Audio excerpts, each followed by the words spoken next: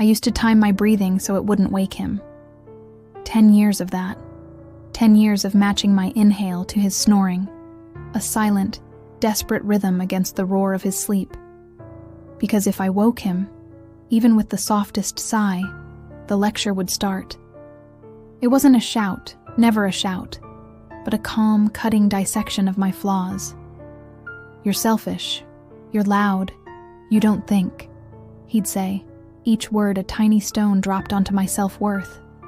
And it wasn't just my breath. I measured rice by his fist, a precise, unspoken rule for every meal. I counted steps to the mailbox, a ludicrous ritual born of his vague accusations about my dawdling. And the toothbrush? Oh, the toothbrush. I kept a second one, a cheap plastic thing, hidden deep in the laundry room because he timed how long I spent brushing, convinced I was wasting water. Or perhaps simply wasting time that wasn't his. From the outside, it was a perfect picture. People saw us at church, holding hands, him patting my back as I greeted neighbors, and they'd beam, "Your husband adores you, Margaret." Margaret. That name felt foreign on their lips, an echo from a life I barely remembered. I'd smile, a practiced, brittle thing, like a woman who'd forgotten her own last name, the one her mama gave her, the one that meant something. Margaret. That's the name my mama gave me. This is how I got it back. This is the story of how I clawed my way out from under the shadow. We met at a community car wash fundraiser. It was one of those blazing Saturday afternoons, all sunshine and suds, and I was fresh out of grad school, 24, and brimming with a misplaced confidence that thought sarcasm equaled wit. He rolled up in a gleaming white truck, sleeves already pushed to the elbows, a dimple on his left cheek only, a charming imperfection. He saw me, really saw me, or so I thought. "You're the kind of woman who makes a man want to do better," he said, his voice a low, gravelly rumble that made my stomach flutter. I felt seen, truly seen, for the first time in a long time, like he'd peered into my soul and found something worthy. 37 days later, a whirlwind of intense conversations, grand gestures, and promises whispered under starlit skies, he proposed. The solitaire was so thin, a delicate sliver of light, I felt like I could snap it with my teeth. But everyone clapped, their faces alight with vicarious joy. My dad, ever the quiet observer, squeezed my shoulder, his voice a low rumble in my ear. "You sure, kiddo?" I laughed it off, a little too loud, a little too quickly. Love surety wasn't the point, I told myself. Not really. Winning was. Winning the prize of a perfect-looking life, a handsome husband, a future that seemed to stretch out, bright and unblemished. I didn't know then that the prize I'd truly be fighting for would be my own voice, my own self. The first red flag fluttered like lace, so delicate I almost missed it. Or perhaps I chose to ignore it. It was about the bridesmaids' dresses. "Mint green looks washed out in photos," he reasoned, his tone so calm, so logical. "We want your wedding pictures to be perfect, don't we, sweetheart?" And I agreed, because compromise, right?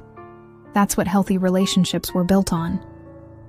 But then it wasn't just the dresses. He picked the venue, a grand old estate that felt more like his statement than our shared dream. He chose the flavor of cake, a rich chocolate that I didn't particularly care for, over my preferred lemon. He even selected the font on the invites, a bold, imposing script that dwarfed my delicate script. I told myself, he's detail-oriented. He just wants everything to be perfect. That's adulting, isn't it? Taking charge, making decisions. At the reception, as the champagne flutes clinked, he raised a glass, his eyes sparkling with what I mistook for adoration. "To my beautiful wife, may she never change." Everyone awed, a collective sigh of romantic approval. But a sudden chill snaked down my spine, a shiver that had nothing to do with the air conditioning. It felt like I'd just signed a contract in invisible ink, a binding agreement to remain exactly as he perceived me, never growing, never evolving, never daring to step outside the carefully constructed box he'd built. 2 months in, the surprises kept coming, but they felt less like gifts and more like subtle encroachments. He surprised me by combining our bank accounts. "It's just more efficient, Maggie," he'd said, flashing that dimple. "Married people share everything, don't they?" And when I tentatively asked for the password, just for my own peace of mind, he chuckled, a deep, patronizing sound. "Silly Maggie. Married people share everything, but they also trust each other, don't they?" My name was still on the account, technically, but every single swipe, every transaction, no matter how small, texted directly to his phone. It was a digital leash, invisible but undeniably present. I bought a $4 latte once, a small rebellious act of self-indulgence. That night, as I was drifting off to sleep, he showed me the notification on his phone, the screen glowing accusingly in the dark. "A latte, Maggie? Do you plan to bankrupt us with your frivolous spending?" His voice was soft, laced with a feigned concern that cut deeper than any anger. "I just want us to be debt-free before 30, you know? For our future." The shame washed over me, hot and swift. I quit caffeine the very next morning, the headache a small price to pay for avoiding another conversation. He hugged me then, a tight, possessive embrace, murmuring, "See? That's my sensible girl. I love how committed you are to our shared goals." Debt felt like a new synonym for latte, a weaponized word used to control my smallest choices. Isolation came next, gift-wrapped in layers of concern and protection. My best friend, Shauna, texted about karaoke night, a tradition we'd cherished since college. He read it while I cooked dinner, his voice syrupy sweet, dripping with faux worry. "Shauna drinks too much, Maggie. I worry she'll embarrass you, you know? She's a bit wild. And we're trying to build a respectable life now, aren't we?" By the time dinner hit the table, a perfectly balanced meal he'd meticulously planned, I'd already drafted the polite decline in my head. He kissed my forehead, a tender gesture that felt like a brand. "I love how loyal you are to us, to our future." I glowed under the praise, a moth drawn to a destructive flame, not noticing the door closing behind me, quietly, steadily, locking me in a gilded cage. My world shrank to the size of our home, then to the contours of his expectations. He never shouted, never raised his voice. That was his superpower, his most insidious form of control. He explained, calmly, rationally, nightly.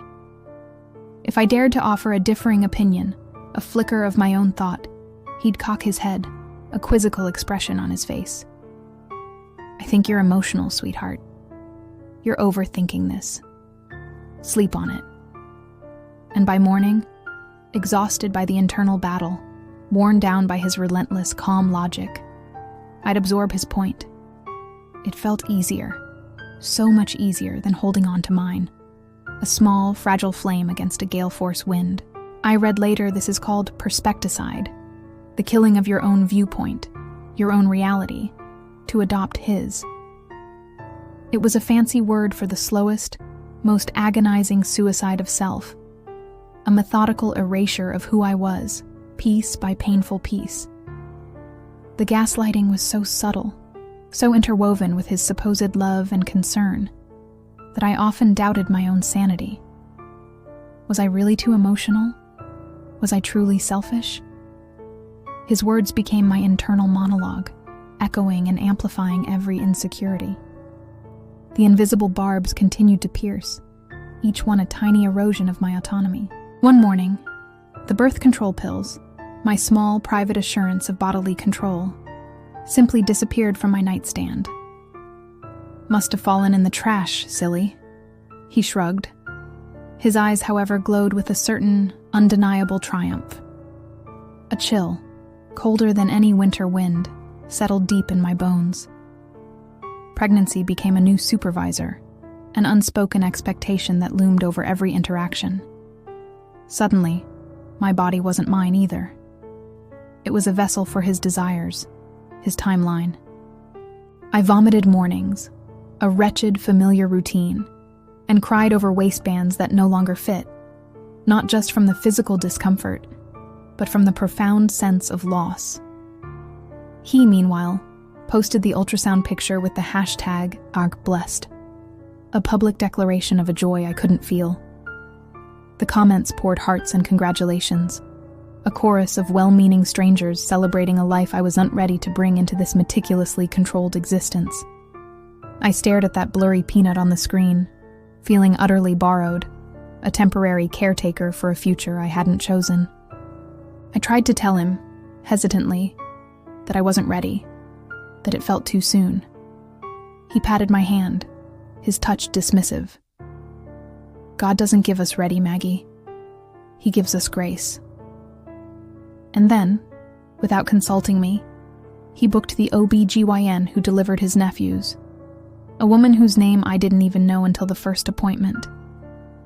My agency, my choice, my very body had been systematically stripped away. Miscarriage at 11 weeks. The blood on the bathroom tile looked like a crime scene, a stark, crimson testament to a life that had flickered out. But the real crime, the truly devastating truth, was how profoundly relieved I felt. It was a shameful, secret relief, a perverse freedom. He wept against my shoulder, his shoulders shaking with a grief that felt genuine, agonizing. I stroked his hair, whispering I was sorry. Sorry I'd failed to want the baby. Sorry I felt freer bleeding than swelling. Sorry I couldn't conjure the appropriate emotion. 2 days later, with a chilling efficiency, he replaced the nursery door with a home office one. "No use wasting space, is there?" he said, his voice devoid of emotion. I nodded so hard my neck popped, a silent, desperate acquiescence. The physical pain was a welcome distraction from the churning guilt and the unsettling sense of liberation. In the quiet, stolen moments of the night, a tiny act of rebellion began to bloom. I kept a secret list on my phone, a digital ledger of his subtle, pervasive control. Passwords he'd changed without a word, locking me out of my own accounts. Receipts he'd altered, meticulous adjustments to prove my overspending. Gifts he'd given, always followed by an apology demanded, a favor owed. Each bullet point was a breadcrumb, a tiny trail for the woman I hoped still existed somewhere beneath the layers of his influence. The file name was innocuously mundane. Groceries. I updated it at 2 a.m. while he slept, his rhythmic breathing a perverse lullaby, the screen dimmed to 2%, a sliver of light illuminating my rebellion. Evidence felt like oxygen, a lifeline in a suffocating world. I didn't know what case I was building, divorce, police, sanity, but compiling it, just the act of documenting, kept my heart beating in the right direction, a small defiant drum in the silence. It was a way to cling to my own reality, to counter the constant gaslighting. Therapy was, of course, out of the question. He believed psychology was psychobabble for weak people, a crutch for those who couldn't simply pull themselves up by their bootstraps. When I tentatively suggested couples counseling, a desperate last-ditch effort to bridge the widening chasm between us, he laughed, a dismissive, mirthless sound. "We're not a couple, Maggie. We're one flesh. We don't need a stranger telling us how to live our lives." But the seed had been planted. I made the appointment anyway, a furtive act of hope. He intercepted the confirmation email, of course, a digital ghost in my machine. He canceled it, then spent dinner, a meal he'd cooked with his usual meticulous care, explaining in calm, measured tones how therapists were nothing more than glorified con artists, dividing homes for commission. I apologized again, served the apple pie I'd baked, the sweetness a bitter contrast to the acidic churning in my stomach. That night, fueled by a desperate need for answers, for escape, I Googled how to erase search history permanently, my hands shaking so hard I typed how to ear search, a stark testament to my crumbling composure. The fear of him finding out, of him discovering my nascent rebellion, was a suffocating blanket. The change, when it finally came, arrived from the least cinematic, most utterly mundane moment imaginable: a broken dryer. Our dryer, a relic from his bachelor days, finally gave up the ghost with a sad metallic groan.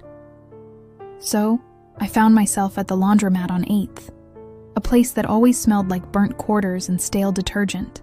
I sat there, hunched over a basket of damp clothes, the rhythmic thrum of the machines a dull drone, when an older woman, her silver hair pulled back in a neat bun, offered me a dryer sheet. "You look like you could use this, honey," she said, her eyes kind, crinkling at the corners. We chatted about nothing important: the weather, the ridiculously high price of detergent pods, the endless cycle of laundry. Then, almost as an afterthought, she mentioned her daughter. "She once dated a man who kept her on a short leash," she mused, folding a tiny sock with practiced ease. I froze mid-fold, a forgotten t-shirt clutched in my hands. The words hung in the air, heavy and resonant. She met my eyes, her gaze piercing through my carefully constructed facade, and said softly, "Honey, the leash is only as tight as you believe it is." She patted my arm, a gentle, knowing touch, and then, her laundry neatly folded, she walked out, leaving me standing there, clutching someone's stray sock, my heart sprinting a frantic marathon against my ribs. For the first time, truly for the very first time, I pictured leaving. Not just leaving, but leaving and him not dying. More importantly, me not dying. The image, stark and terrifying, tasted like cold water after 10 years of sand, a parched, desperate thirst finally quenched. It was a tiny crack in the wall of his control, but through it, a sliver of light shone. I walked home slower than usual, deliberately stretching out the journey, rehearsing possibilities in my head, each one a fragile, exhilarating whisper. What if? What then? He met me at the door, his face a thundercloud, furious the dryer wasn't fixed. "Honestly, Margaret, can't you even manage a simple repair?" I mumbled apologies, my eyes fixed on the scuff marks on the floor, my usual posture of submission. But inside, deep within, I was humming. One note, off-key, discordant, entirely mine. It was a tiny, defiant melody, a spark of self that had been dormant for far too long. The leash, I realized, was only as tight as I believed it to be. Escaping isn't a door you simply open and walk through. It's a labyrinthine maze you have to meticulously map, step by terrifying step. I started small, almost imperceptibly. Cash back at the grocery store, 50 cents here, $1 there. Tiny sums that wouldn't trigger an alert on his phone. I'd slide the crumpled bills behind my phone case, a secret stash that grew agonizingly slowly. I opened a P.O. box online, routing all confirmations to a junk email address ID created on the library's public Wi-Fi, a digital ghost in the machine. I Googled shelters, late at night, my breath held tight in my chest, and scribbled numbers on the inside of a cereal box flap, then photographed it, burying the image deep within my groceries file. It was a digital breadcrumb trail, not for me to find my way back, but for me to find my way out. I practiced looking tired, cultivating a weary slump to my shoulders, a dullness in my eyes, hoping he wouldn't notice the adrenaline coursing through my veins, the frantic energy of a trapped animal. I became an actor, playing myself, but a better, more cunning version, one who was finally fighting back. The hardest part, the most soul-crushing realization, was admitting I had nothing. No friends left, not really, not close enough to confide in. My bank account was a mirage, an illusion of financial independence. My job history was a canyon, a vast, empty space. I'd been a marketing copywriter, bright and ambitious, but he'd encouraged me to quit when we married. "Let me provide, sweetheart," he'd insisted, his voice warm and reassuring. "You deserve to relax, to focus on us." Provide had come to mean permission, a constant gatekeeper to my own desires and ambitions.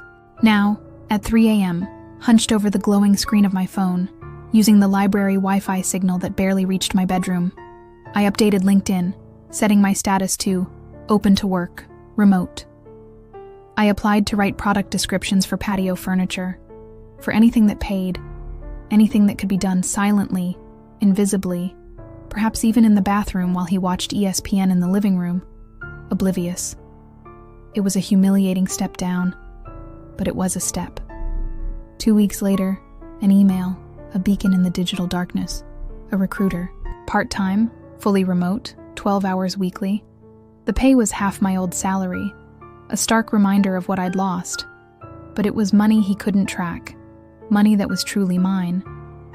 I accepted, a silent, internal cheer erupting. I said nothing to him, not a word. Work started Monday. I scheduled posts, wrote blurbs about chaise lounges and outdoor dining sets, my heart racing with every click, every successful upload. It was mundane work, but it was my work. Thursday. He walked in early, the sound of his key in the lock sending a jolt of pure terror through me. My laptop snapped shut, the screen going black, a mirror to the sudden panic in my eyes. "What are you hiding, Maggie?" His voice, usually so calm, held a dangerous edge. Panic clawed at my throat, a physical constriction.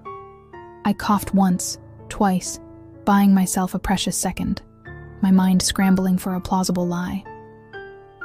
"Wedding gift for your sister," I managed, the words barely a whisper. Wanted it to be a surprise. His face softened, the suspicion melting away, replaced by a familiar possessive tenderness. He kissed my temple. "Thoughtful Maggie," he murmured, his voice laced with approval. I hated that nickname, hated the way he reduced me to a caricature of domestic sweetness. But I lived in that hate, nurtured it, let it sharpen me into a weapon. That night, under the cover of darkness, I messaged Shauna. Not on my real Facebook, but a fake account I'd created years ago for online games, under my middle name. "It's Maggie," I typed, my fingers trembling. "I know it's weird. I need help."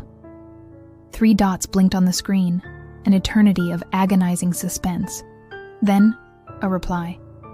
"I've been waiting. What do you need?"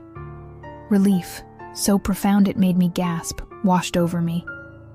We hatched the rest of the plan in a flurry of hushed messages. She'd parked 2 blocks away Saturday morning, engine running, trunk empty.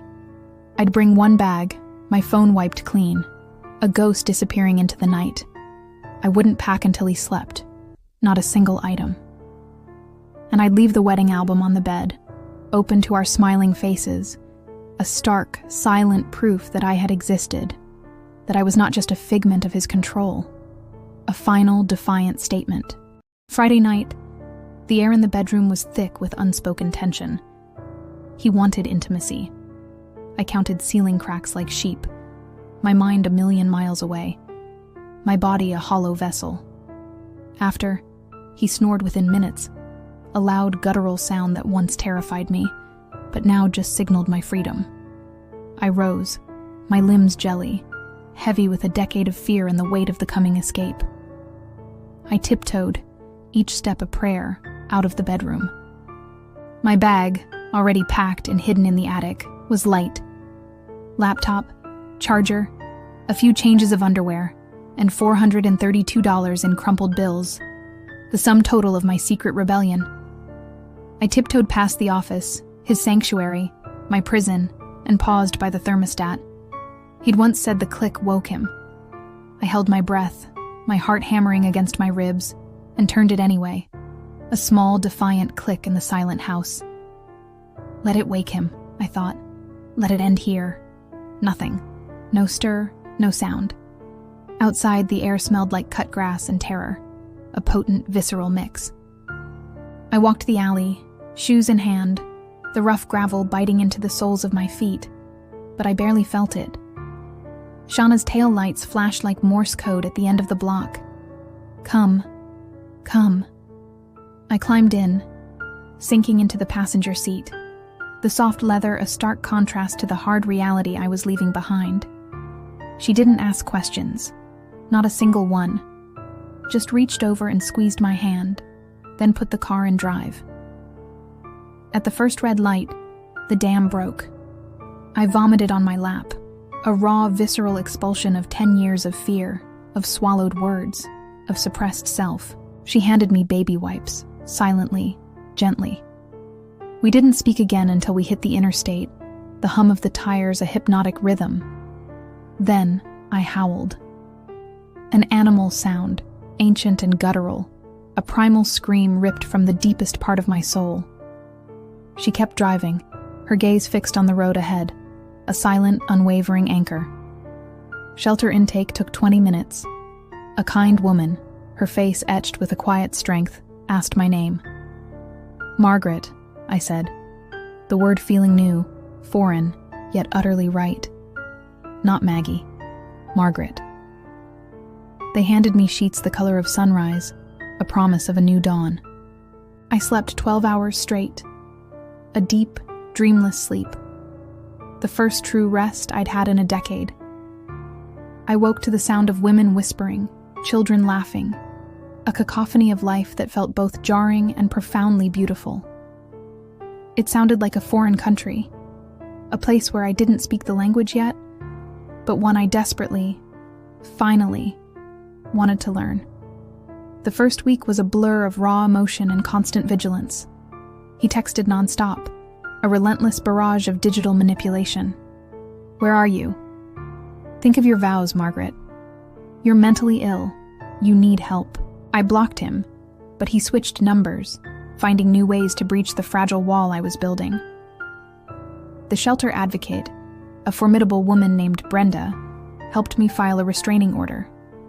The court date was set, a terrifying prospect. I bought a cheap dress from Goodwill, navy, modest, a practical armor for the battle ahead. He showed up wearing the same cologne, his presence a heavy, suffocating weight in the sterile courtroom. I focused on the bailiff's shoes, black, polished, a steady, grounding detail in a swirling world of fear. The order was granted. He smirked at me, a chilling, knowing smile, like he knew it was just paper, easily dismissed. Maybe it is, I thought. But paper can be a shield if you hold it right, if you believe in its power. Therapy started next, a daunting but necessary step. My first session, I found myself talking about the broken dryer, the mundane catalyst for my escape. My therapist, a gentle, wise woman named Dr. Evans, listened patiently, then said something that resonated deep within me. Trauma hides in the ordinary, Margaret. It's often the small things that break us open. I wrote that on a sticky note, a new mantra for my healing journey. My patio furniture gig, the one I'd started in secret, turned full-time, a lifeline of independence. The company mailed a new laptop directly to the shelter, a tangible symbol of my new professional identity. I found an apartment, small but mine, a space the size of his former man cave, but infinitely more liberating. I painted the walls buttery yellow, a color he hated, a small defiant act of reclamation. I slept on an air mattress that squeaked like laughter, a joyful sound in the quiet nights. Every night I deadbolted the door, placing a chair under the knob, even after the locks were changed. Hypervigilance, I realized, was a roommate who paid rent in nightmares, a constant companion that reminded me of the shadow I'd lived under. Month 4. A new chapter. A new challenge. I enrolled in an evening MBA program, using the leftover GI Bill from a short-lived military stint pre-marriage, a life I'd barely dipped my toes into before his shadow enveloped me. He'd scoffed at the idea of school back then, calling it selfish, a distraction from us. Now I had me. Statistics homework, once a daunting abstract concept, felt like picking locks to my old brain. Slowly, painstakingly unlocking the intellectual curiosity and ambition he'd tried to suppress. I met classmates, laughing men and women who knew nothing about my timeline, nothing about the decade I'd lost. I could be whoever I wanted. I chose honest. I told them I'd left a bad situation, offering no details, no dramatic confessions. They high-fived my courage, a word that felt foreign on my tongue, but one I slowly started to believe, to own. Shame visited less, mostly at night, a lingering ghost in the periphery. I journaled, filling pages with lists, groceries, memories, dreams.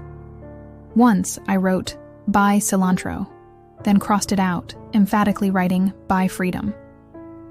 I realized freedom isn't a grocery item, something you can simply purchase. It's a muscle. You build it, slowly, deliberately, by walking farther each day. Some days, that meant walking to the library, a quiet sanctuary of knowledge.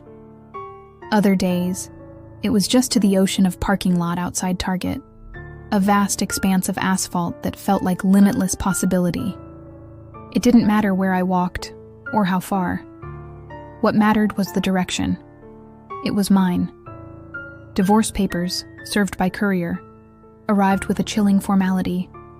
He contested everything, of course. The ring, which I'd already pawned for legal fees. The debt he'd secretly accumulated, now suddenly mine to share. Even the imaginary dog we never adopted, a ridiculous, desperate attempt to prolong the agony. Mediation drained my meager savings, but it also showed me something profound. His terror. Control, I realized, isn't strength. It's fear gripping its own reflection. A desperate attempt to contain a world he couldn't master. My lawyer, a goddess in a sharp blazer and an even sharper mind, leaned across the table, her voice a low, reassuring rumble.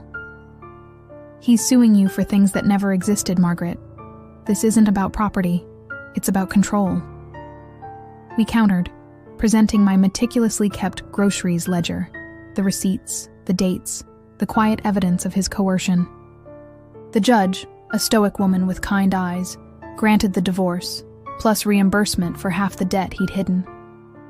I walked out of that courtroom owing nothing but my own breath, a clean slate, a future unburdened by his financial manipulation. Signing the decree, I waited for fireworks, for a triumphant swell of music, for some grand cinematic release.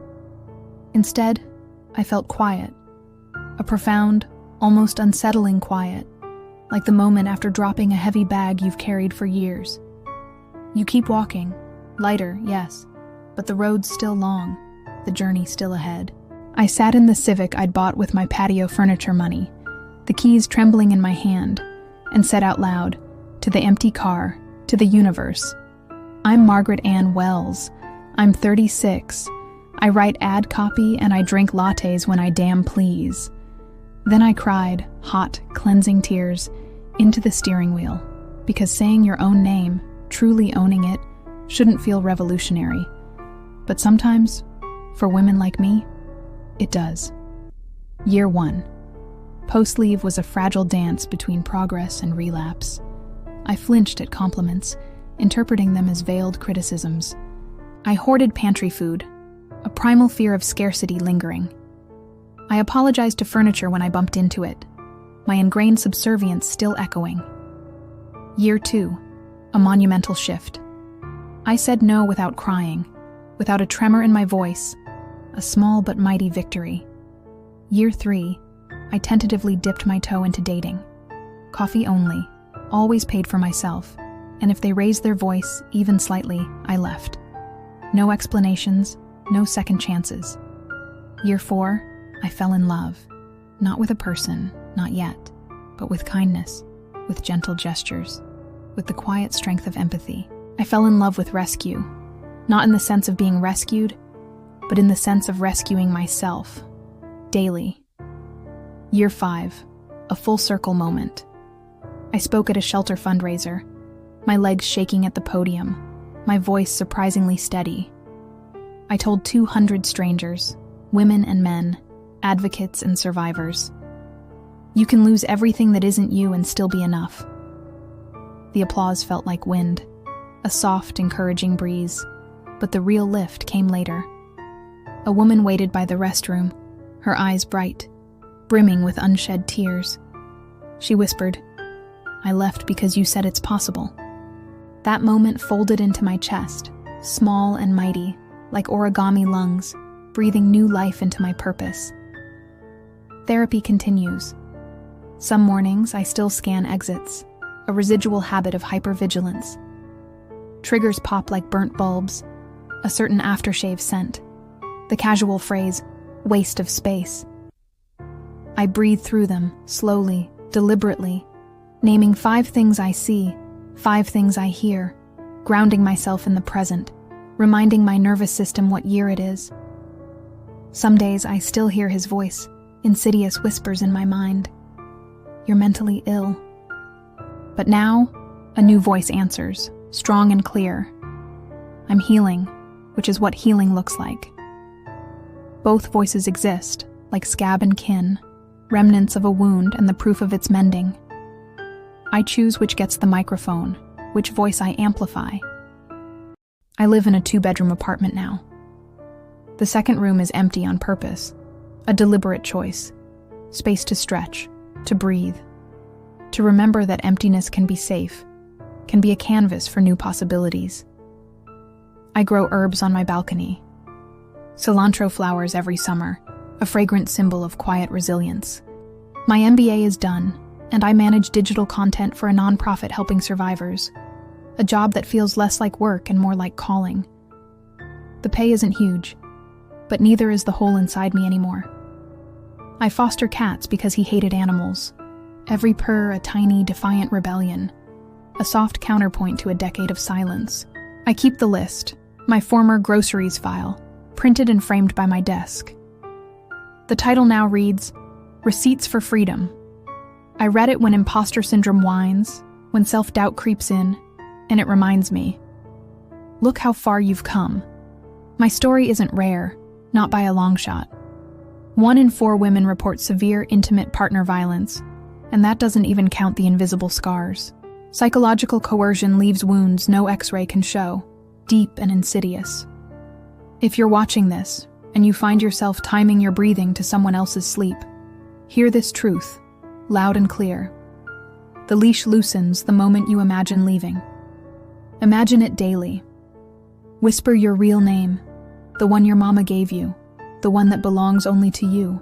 Write it in hidden files, in secret journals, in the quiet corners of your mind. Practice owning tiny things, your coffee order, your radio station, the temperature in your own home. Freedom muscles grow with every small act of defiance, every reclaimed choice.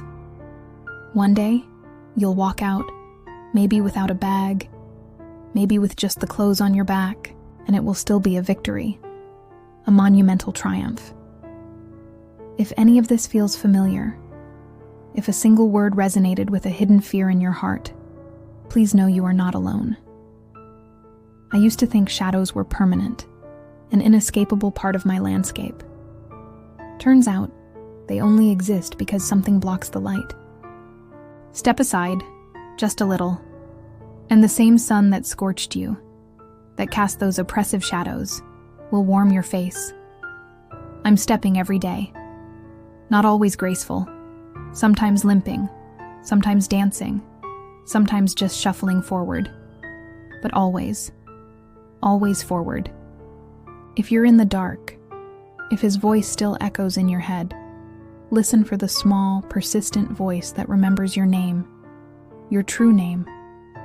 It's still there, waiting for you to answer back. And when you do, when you finally breathe without timing it, without fear, the whole sky will hear. Because freedom isn't a destination you arrive at. It's a song you remember you already knew how to sing. Keep humming. The rest will follow.